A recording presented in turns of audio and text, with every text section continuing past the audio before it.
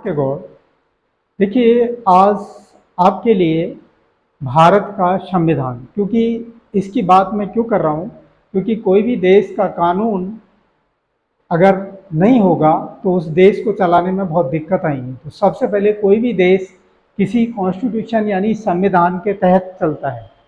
तो constitution of India यानी जब बना था तो इसके पीछे क्या कॉजेस थे, तो ये मैं बताता हूँ। क्योंकि देखिए, यहाँ पर देश की आज़ादी से पहले ब्रिटिश हुकूमत थी और ब्रिटिश जो राज्य था, साम्राज्य था ब्रिटिश, तो ब्रिटिश लोग ये कहते थे कि भाई आप पर कोई ऐसा किस तरीके से आप देश चलाएंगे, आप पे कोई कॉन्स्टिट्यूशन नहीं, कोई आपने प्लानिंग नहीं है आप पे। तो इसीलिए इस चीज़ की जो इम्पोर्टेंस है वो बढ़ गई, क्योंकि संविधान से देश चलता है। तो वो संविधान हमारे पास नहीं था। तो मैं आपको बताता हूँ कि नेहरू रिपोर्ट जो तैयार की गई थी 1928 में मोतीलाल नेहरू के द्वारा, तो वो इस चीज़ का एक बिगिनिंग था। तो बिगिनिंग यही था कि डोमिनियन स्टेट की मांग फर्स्ट ऑफ ऑल वहीं पे की गई थी।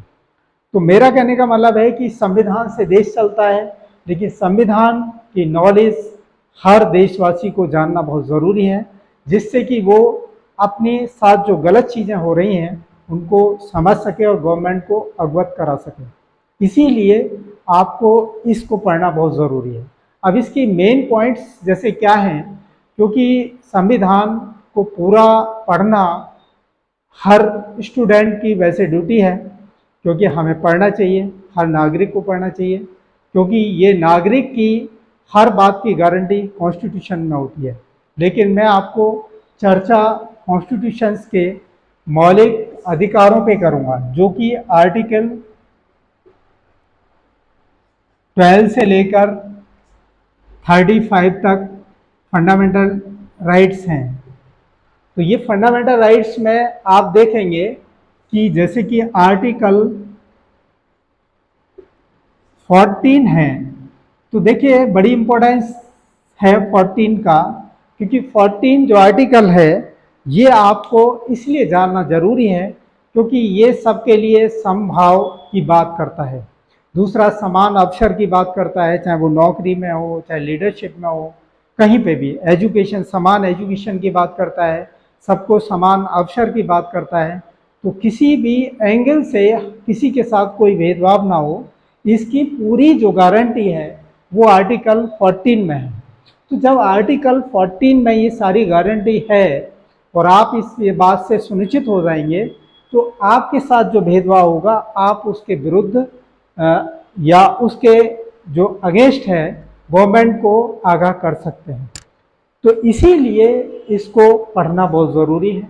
अब आर्टिकल ये तो कहता है कि सभी बात की इक्वलिटी यहाँ पे आ जाती है। तो इक्वलिटी की बात जो है वो आर्टिकल इक्वलिटी आपको यहाँ पे आती है। अब इसीलिए आर्टिकल 19 है, जैसे आपका आर्टिकल 19 में सभी को बोलने का अधिकार है। आप अगर देश हित में, समाज हित में, राष्ट्र हित में कोई भी बात कहते हैं और वो देश हित समाज हित की है, तो वो बात आपकी सुनी जाएगी, चाहे वो सुप्रीम कोर्ट हो, हाई कोर्ट हो, कुछ भी। तो ये आपको इसीलिए जानना जरूरी है।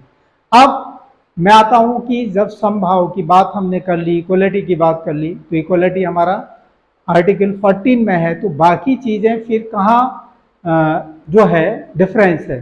तो वो देखिए, संविधान में एक बहुत बड़ी मिस्टेक हुई है कि यहाँ पे जो कैटेगरीज बनाई गई हैं, जैसे SC, ST, OBC, ये समाज ने नहीं बनाया, ये संविधान में ही इसका प्रावधान किया गया है बड़े अच्छे तरीके से। तो ये समाज को भ्रमित कर रहा है। तो ये सब चीज़ें यहाँ पे नहीं होनी चाहिए, क्योंकि इस भारत देश का कोई भी नागरिक किसी भी कोने में रहता है, उसकी इक्वलिटी की गारंटी आर्टिकल 14 देता है। तो फिर हमें अलग डिस्ट्रीब्यूशन करने की ज़रूरत क्यों पड़ी? तो इस पे चर्चा होना जरूरी है और इसको यहाँ से ख़त्म नहीं किया जाएगा तब तक हम इक्वलिटी की बात नहीं कर सकते। दूसरा, देश को विकसित करने की बात नहीं कर सकते। क्योंकि देश विकसित कब होगा, जब सबके लिए समभाव से काम किया जाएगा। क्योंकि ड्यूटी सबको ही अपनी ड्यूटी में इक्वलिटी रखना चाहिए, क्योंकि फंडामेंटल राइट्स की बात तो हमने देख लिया, फंडामेंटल ड्यूटीज आती हैं। क्योंकि हर व्यक्ति का ये कर्तव्य है, उसकी ड्यूटी है कि वो किसी भी प्लेस पे किसी भी पद पर रहकर अपने कार्य को कितनी जिम्मेदारी से करता है, वो कितना समाज हित में, राष्ट्र हित में काम करता है। ये बहुत बड़ी बात है। अगर ये हम में समाहित हो जाए, और ये समाहित किसके द्वारा होगी, ये शिक्षा के द्वारा होगी। क्योंकि एजुकेशन एक ऐसा हथियार है, यानी जिसके द्वारा हम देश को बहुत आगे ले जा सकते हैं, उसको विकसित कर सकते हैं और देश की युवा पीढ़ी को भटकने से रोक सकते हैं और एक समाज को नई दिशा दे सकते हैं। उसका एक ही कारण है कि एजुकेशन में इन चीज़ों को प्राइमरी स्तर से ही डेवलप किया जाए। क्योंकि मेरा जो मानना है कि बच्चे को अगर हम शुरू से ही बात सिखा देंगे तो वो आगे चल के इस चीज़ को कभी भी एक्सेप्ट नहीं करेगा। तो ये बात उसको इक्वलिटी उसके दिमाग में होगी, उसकी ड्यूटी क्या है उसको ये बताया जाएगा। तो ये प्राइमरी स्तर से ही बच्चे को शिक्षा दी जानी चाहिए, जिससे कि वो एक देश का अच्छा नागरिक बने और देश हित में वर्क करे। तो यही मेरा इस वीडियो को बनाने का उद्देश्य था कि कॉन्स्टिट्यूशन क्यों पढ़ना ज़रूरी है, हर बच्चे को पढ़ना ज़रूरी है।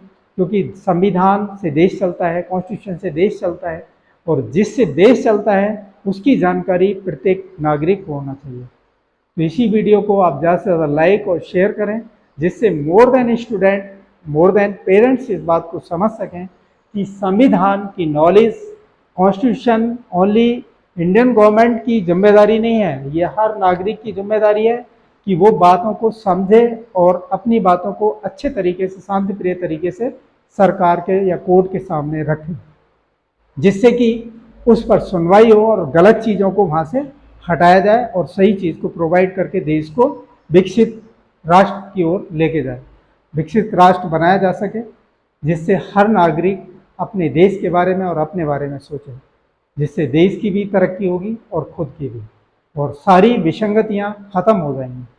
तो मेरा इस वीडियो को यही है कि आप ज़्यादा से ज़्यादा लाइक और शेयर करें और हमारी क्लास को आप अवश्य ज्वाइन करें, क्योंकि हम आपको देते हैं एक नई ऊर्जा और एक नई सोच, जिसके साथ आप बड़े आनंदित होकर वर्क करते हैं।